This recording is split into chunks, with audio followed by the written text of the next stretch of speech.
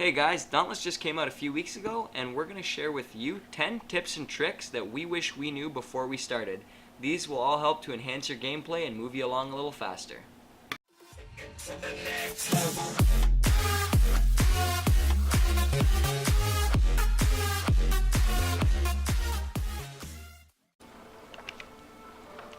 Alright guys, so tip number 1 is make sure that you do your daily quests and weekly quests.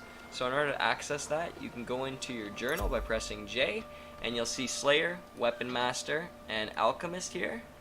So for each quest, actually, you see there's 2 dailies and 1 weekly. The dailies will give you 100 XP each, and the weeklies will give you 300 and a Gold Slayer core. So not only will this allow you to level up quickly, but the Gold Slayer core right here will actually give you cells which you can use to customize your loadout, and we'll talk about that in the next tip. Alright, tip number 2 has to do with the weapon cells. So we want you to be customizing all of your gear. So that means your lantern, your armor, as well as your weapon.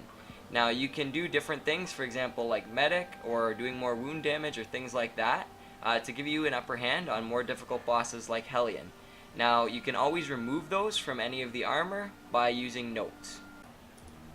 Okay guys, so tip number 3 is for leveling your gear quickly and effectively. So basically you can go over to the weaponsmith and the armorsmith. You can take a look at exactly what you need for leveling up or creating or whatever you need to do for your weapons. So for example here, if I go down to the next thing I want to make, which is the Frostback Pangar blades, I can see here that I'm missing the Icy Frostback scale.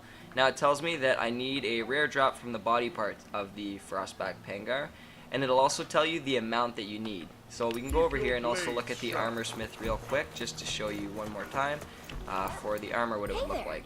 What's up? So let's go down. I'm working on some shroud armor as well. So we can see for the chest piece, I need a common drop from the head of the shroud. That'll tell you what exactly you need to target, so you can communicate that with your teammates as well.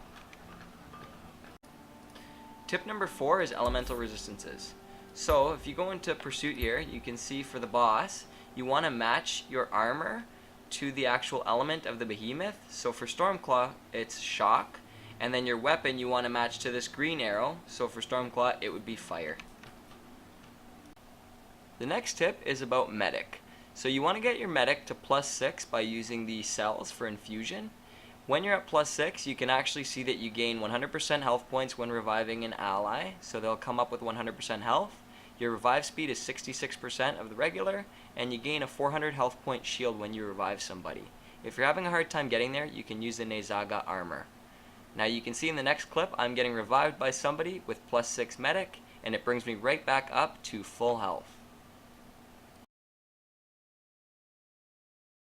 So tip 6 is to always collect resources.